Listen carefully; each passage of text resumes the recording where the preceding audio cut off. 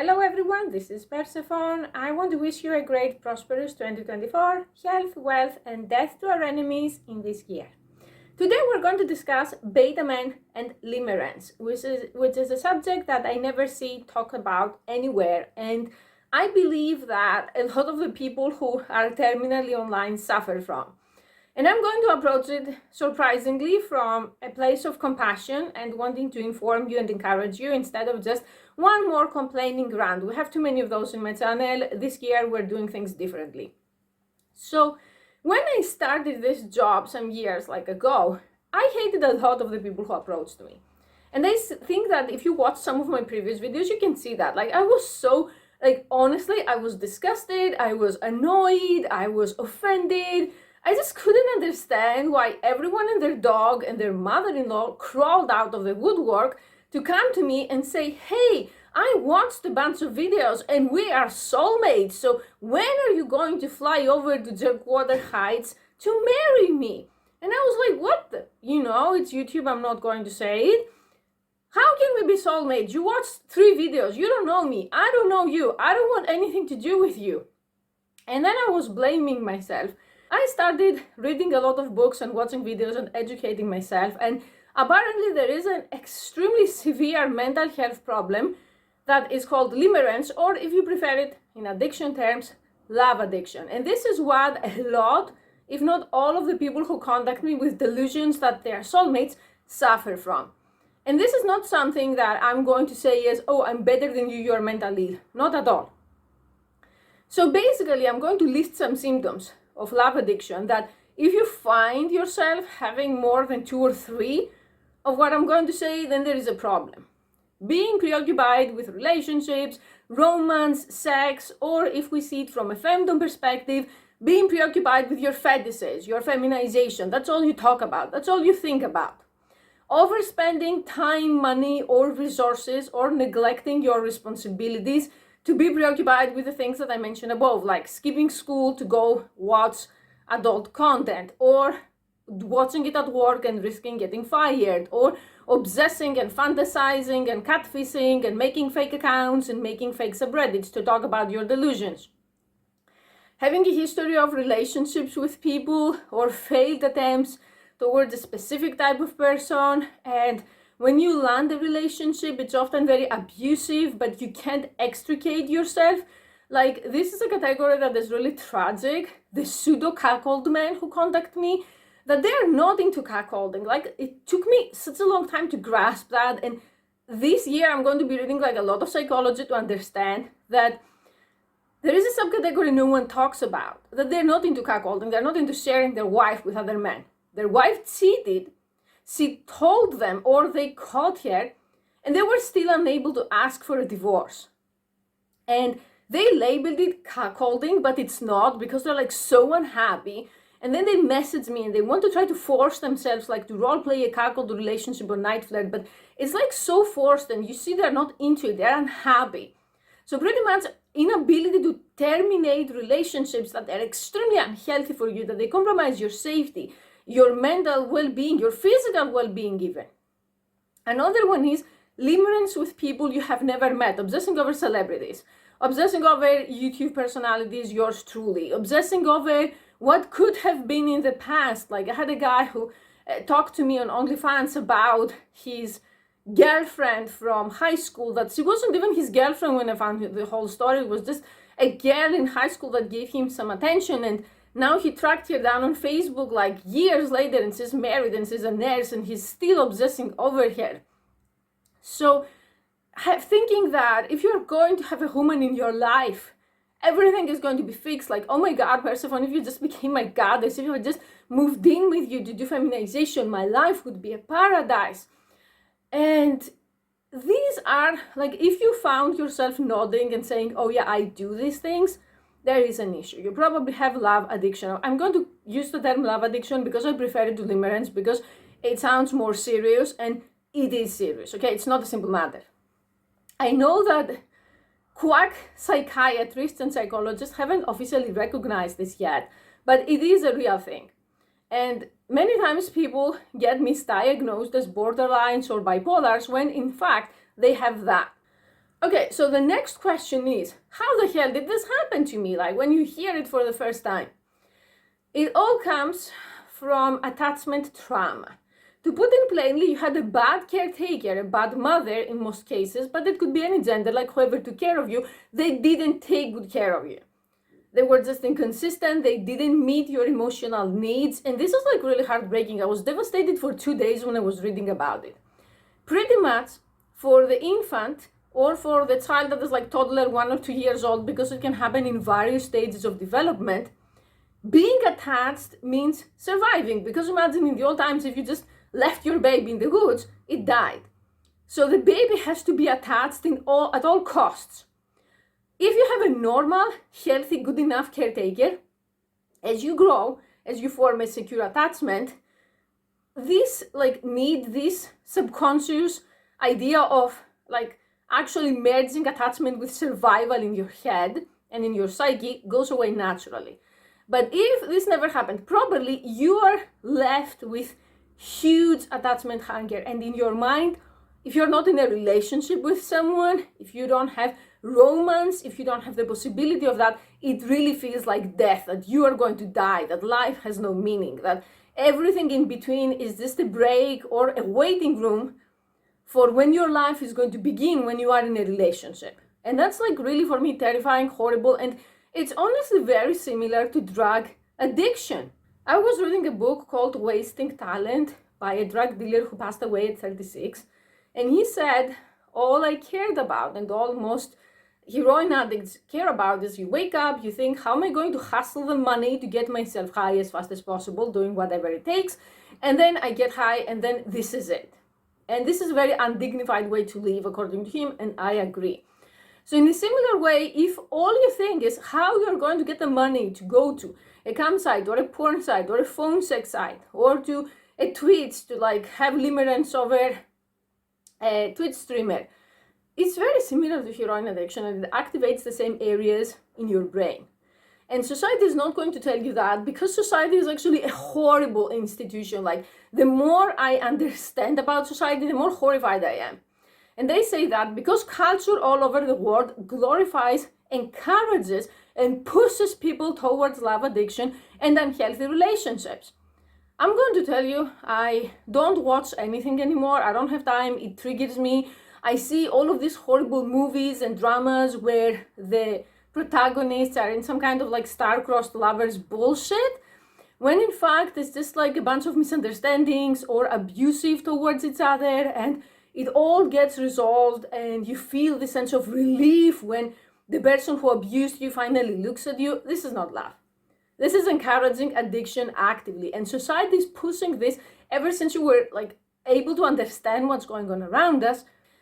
I encourage you to do your own research, but I think that if you have love addiction, it's good to abstain from all kinds of relationships completely, the similar way that an alcoholic or a drug addict doesn't go anywhere near drugs and alcohol, and focus on finding a psychiatrist or psychologist, like a certified one, to work on your traumas. Because if you don't work on the attachment wound, the original problem, you're going to spend your life chasing relationships that are abusive, unavailable people, or people that you have no chance to begin with. So I used to tell people, it's not going to work between us. You don't know me. You just see a bunch of videos. I'm not like that in real life all the time. This is part of my job. Like, I can't film a reality show and film my life from morning till night. And they would say, wow, so you're fake. You have a persona. And they cannot even grasp the fact that people are multifaceted entities. What you see is not just that. There is a lot more than that. And when this happens, the older you get, the fatter and uglier you get. I'm sorry to say that. Like I said, my videos are going to be tougher this year. I'm running out of patience. If you don't make more and more money, if you don't work out red pill style more and more, your value in the dating market will keep dropping. And the relationships will wear you down. Abuse after abuse, heartbreak after heartbreak, it will wear you down. And the end for a love addict who doesn't do anything about his condition is an early death. And usually an early, horrible death. You're going to get some autoimmune, like someone here, me, or you're going to like not take care of yourself and get involved into other addictions, because love addicts, unfortunately, in the periods where they don't have anyone to obsess over, tend to have other addictions appearing, like shopping, overspending, drugs, binge eating, alcohol, you name it. Even workaholism and other things that hypocritical society, again, is actually rewarding, can be addictive and destructive for your body and your psyche. So if you don't do something to face that trauma, you're doomed. I'm trying to make this video not like some doomer rambling. There is hope. We live in times where there are people who can help you, like professionals. But it's not going to work if you just move on from OnlyFans to OnlyFans, from streamer to streamer, from unavailable woman on a dating app to the next one, and then saying all women are awful, no one likes me. And like I said, I'm one of the few women that I support the Red Pill, despite the misogynistic elements that it may have, because at least the Red Pill is one of the few truthful philosophies right now. That women in general, I'm not talking about women who have kinks or women that you pay or whatever, don't like men who are weak, out of shape, and they don't make any money. So it becomes exhausting after a while to keep working on all of that after like decades as a guy and to get no gratitude, no results. And if you're a love addict and you also came from an abusive family and on top of neglect, there was also like abuse, there is a chance that you are going to be replicating that abuse on top of the love addiction. That if your mother, for example, was a woman that she was greedy and she stole money from your father, you're going to be attracted to women who are also greedy. If she was a cheater, you're going to be attracting cheaters and so on. If you're attracting anyone at all. Because another thing that I noticed that is not just the elephant in the room, like the giant mammoth in the sex work room, is that a lot of men who pay sex workers both digitally and in real life are not total incels. It's not like no woman wants you. It's like the women you want don't want you because they're far out of your league. So this creates another problem that either you're going to learn to compromise and date people that you have a chance with, or you're going to go the vasectomy chastity serving a goddess route, especially if you're under 5 inches and you know where. Or you have to build yourself up and level up so that the women you want actually become interested in you. And none of these paths is easy. So I believe that we live in times where truth-telling has been branded an act of aggression, an act of mental illness, and all of these awful women who ganged up on me on that subreddit on our Come Girl Problems, and they said, you should tell men lies so that they continue paying us. I'm sorry, but I beg to differ. I'm not even sorry, actually. I'm going to keep telling people the truth as I see it, and if someone doesn't want to pay me, so be it. That's why I work hard. That's why I have multiple sources of income, because I want to have the luxury to tell you what will help you if you do the work. And at the end of the day, my channel is pretty much the only one with this type of content that I know of, at least from women. You can watch the Manosphere, plenty of good content there too. So if you want some woman to tell you that, oh, you have a golden heart and you're going to make a woman very happy one day, just not me, tons of options. If the woman thought you're such a cat, she would lock you down. She would demand marriage. She would baby trap you. I know it's awful to baby trap someone, but women who really want you do stuff like that. She wouldn't just throw you back into the sea to say, oh, you'll make her so happy. So why doesn't she want to become happy? Like, is she a masochist? Does she have self-defeating personality disorder? I have to make a different video about this one. What's going on there?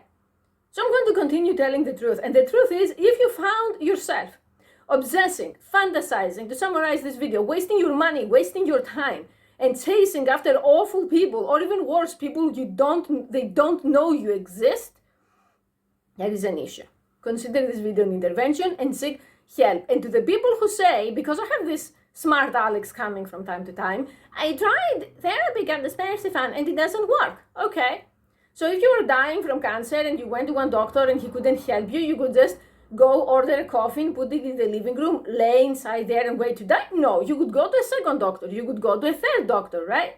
You wouldn't stop. Why don't you do the same for your freaking mental illness? A lot of therapists are quacks. A lot of psychiatrists just want to make you a zombie. I know it's hard out there. But if you have love addiction, you need help. I even suggest trying to find meetups with love addicts and going there, it's anonymous, to see what the hell is going on. And if you don't like it, you don't have to go back. I have no respect for people who walked out of after a couple of therapy sessions and never went back, and then they say, but why can we meet? Why can we marry? Because I don't know you and because I don't want to marry you? Oh my God, Persephone, no one is going to subscribe to your OnlyFans when you say that. You know something? I don't care. After I almost died last year, I live in a condition that I think the English word that describes it the most is like feral.